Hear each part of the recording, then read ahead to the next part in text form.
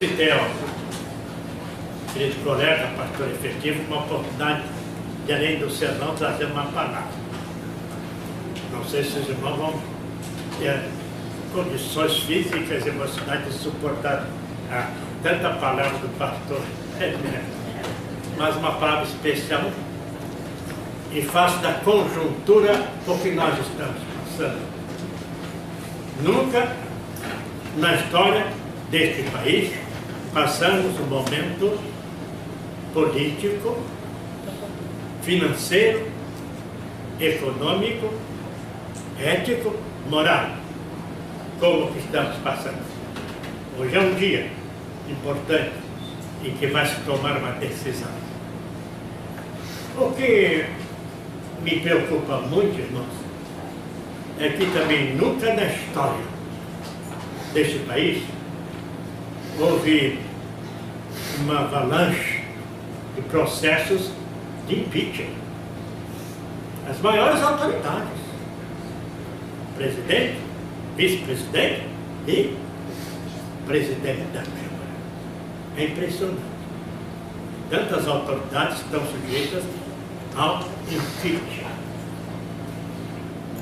Mas eu li que houve também um movimento de impeachment contra a máxima autoridade, a maior de todas as autoridades. Isso é pastores. Impeachment de Deus.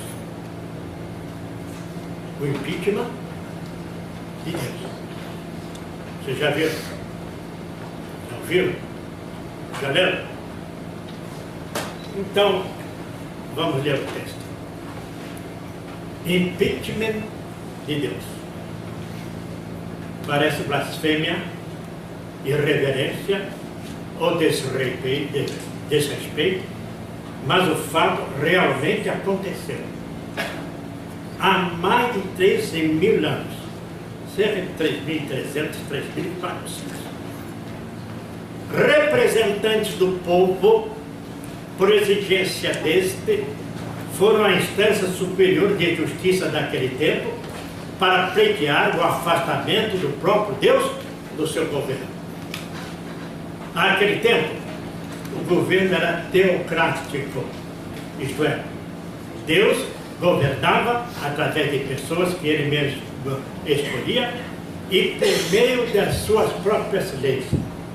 E o povo acabou rebelando-se contra essa forma de governo. O registro encontra-se em 1 Samuel, vamos abrir a Bíblia. 1 Samuel, capítulo 8, versículos de 1 a 7. 1 Samuel 8, de 1 a 7. Eu vou ler o texto, os irmãos acompanhar. Aqui está o processo de impeachment de Deus. 1 Samuel 8, de 1 a 7.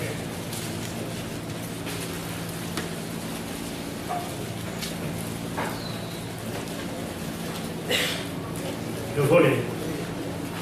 Os irmãos vão prestar muita atenção. Tendo Samuel envelhecido, constituiu seus filhos por juízes sobre Israel. O primogênito chamava-se Joel, e o segundo Abias, e foram juízes em Berseba. Porém, seus filhos não andaram pelos caminhos dele. Antes, se inclinaram à avareza e aceitaram subornos e perverteram o direito. Então os anciãos todos de Israel se congregaram e vieram a Samuel, a Ramá, e lhe disseram: vê, já estás velho, e teus filhos não andam pelos teus caminhos. Constitui-nos, pois, agora um rei sobre nós, para que nos governe, como tem em todas as nações. Porém, esta palavra não agradou a Samuel, quando disseram: dá-nos um rei, para que nos governe. Então Samuel orou ao Senhor. Disse o Senhor a Samuel: atende a voz do povo em tudo quanto te diz, pois não te rejeitou a ti, mas a mim, para eu não reinar sobre ele. O mesmo Deus interpreta essa exigência como um pedido de impeachment contra o seu governo. Não é minha, nem sua, nem de Samuel, mas do próprio Deus essa interpretação. O povo não quer que eu reine, que eu governe sobre ele. E foi Deus mesmo que renunciou ao governo. Deus renunciou. Está no texto. Tem a voz do povo. E os motivos que levaram a esse pedido de impeachment não estavam em Deus, nem em seu governo, mas no próprio povo. Como veremos a seguir. Primeiro motivo. O povo estava cansado de Deus. O povo estava cansado de Deus. O povo se cansou de ver Deus assentado no trono. No decorrer de sua história, isso ocorreu várias vezes.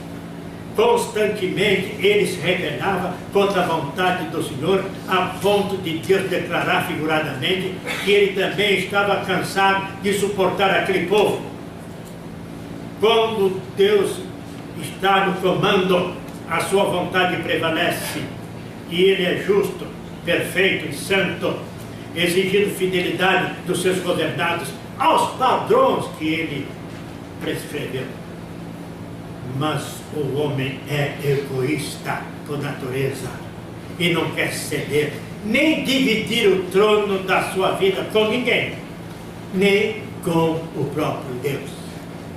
Depois de mais de 400 anos sob a direção de Deus, o povo cansou-se dele. Não queria mais estar sob o controle divino. Este é o primeiro motivo que levou ao pedido de impeachment. O povo estava cansado de Deus. O segundo, o povo estava cansado da palavra de Deus. Deus deixou para ser cumprida pelo povo a sua lei. E como ele, a sua lei é perfeita. Toda vez que o povo se afastava dela, Deus o exortava, repreendia e às vezes castigava. E como foram muitas as ocasiões em que isso aconteceu, Israel acabou se cansando mormente por causa de suas inclinações, pois tinha muita dificuldade de cumprir a lei divina. Realmente, irmãos, é muito difícil, individual e coletivamente, seguir os padrões estabelecidos pela palavra de Deus. Por isso, lhes parecia ao povo, lhes parecia melhor se afastar dela, da palavra de Deus, do que ficar sob o seu jugo. E assim foram se afastando de Deus e da sua palavra, não tanto por causa de suas exigências, mas pela incapacidade do próprio povo de cumprir.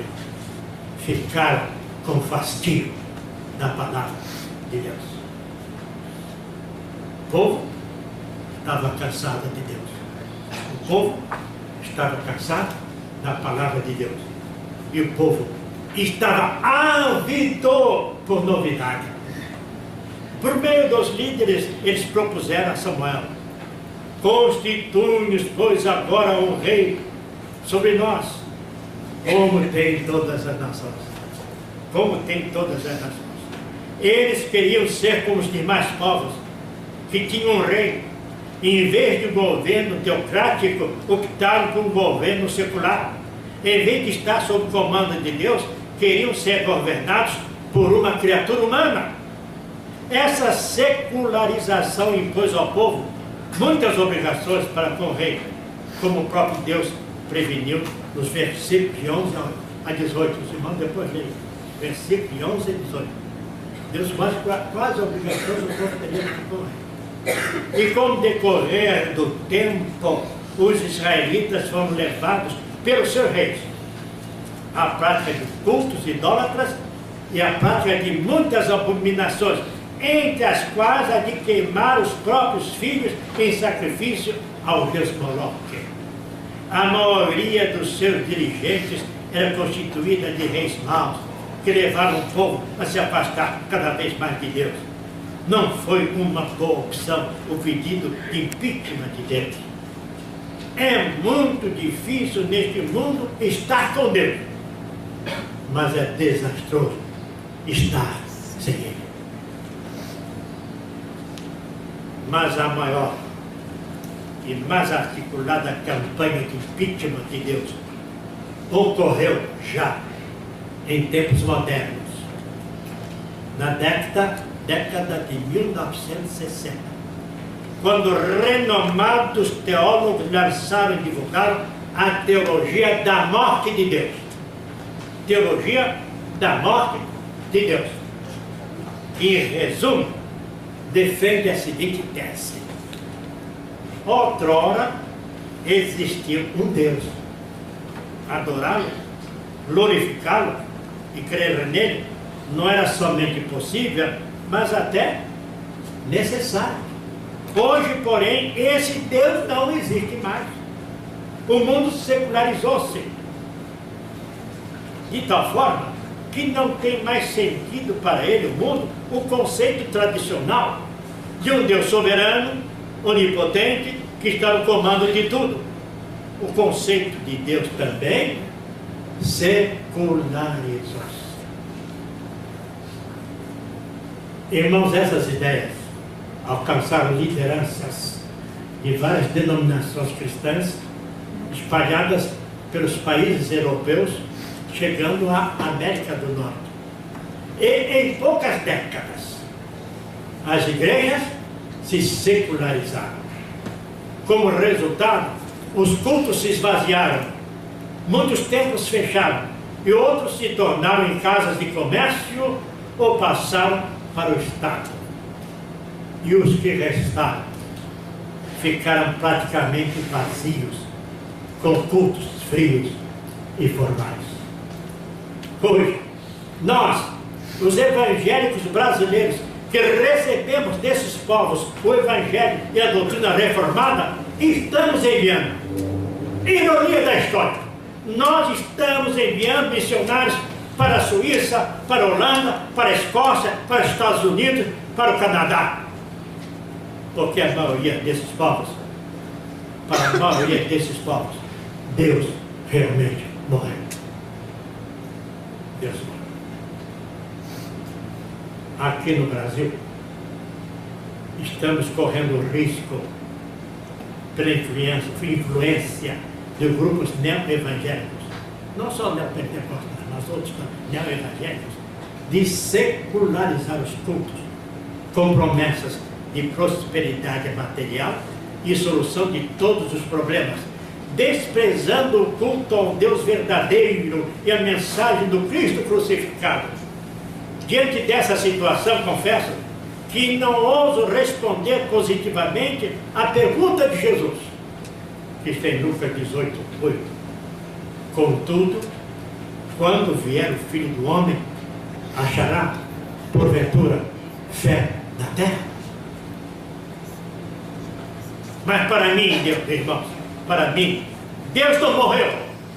Ele é o Deus vivo e verdadeiro, porque Deus vive e reina em mim e no meu coração. A época em que se começou a divulgar a teologia da morte de Deus, escrevi esta poesia que resume tudo o que foi exposto acima. Cristo horizontal. Querem os homens uma religião sem compromisso, sem responsabilidade e sem dor. Querem os homens uma religião que anestesie, que afaste as pedras do caminho, que apague os espinhos da jornada e nivele todas as estradas. Querem os homens uma lei sem restrições, sem exigências e proibições. Uma lei sem normas e princípios, que justifique e não condene, que aceite os fatos e os não julgue, que seja sempre a favor do réu culpado. Querem os homens uma cruz sem pregos, sem cravos e sem sangue. Uma cruz que seja leve, que não exija renúncia nem submissão ao sacrifício. Uma cruz que se carrega no bolso. Querem os homens o Cristo ao seu modo, sem mãos feridas e lado aberto. Um Cristo que não precise morrer, nem ouse ressuscitar. Um Cristo para as paredes e altares das igrejas frias, sem vida. Um Cristo da terra e não do céu. Querem os homens uma igreja sem doutrina, sem lei moral e sem véu. Uma igreja que seja daqui mesmo, que não nos exponha a perigos, nem nos exija pureza e santidade. Uma igreja sem religião, sem leis e restrições, sem cruz e sem sangue, ou melhor, diríamos nós, uma igreja sem crentes, sem Cristo e sem Deus. O impeachment de Deus se generaliza. O mundo, na prática, aceitou essa teologia. Deus morre. É aquilo que o Brasil está. Daí está arruinando essa situação. O impeachment não é só contra as nossas autoridades. O impeachment é contra nós. Nem o país, nem as autoridades, nem as instituições, nem pessoalmente. As pessoas querem que Deus governe e domine a sua vida. Vamos orar. Nosso Deus, tem piedade de nós. Tem piedade deste mundo tão rebelde e deste país que se afastou de ti. Que não quer estar debaixo do seu governo, preferindo governos humanos que transtornam e que trazem grande prejuízo. Especialmente nesse momento difícil que nós estamos atravessando, em que se prende muito a Constituição, mas se esquece da tua palavra de ti. Este é o momento que nós te pedimos que tenha misericórdia do nosso povo, das autoridades. Amém. E das deliberações que vão ser feitas a partir de hoje em diante, para que o povo volte a ti, Senhor. Amém. E te tema, como nós o fazemos, para a tua glória. Amém. Em nome de Jesus. Amém.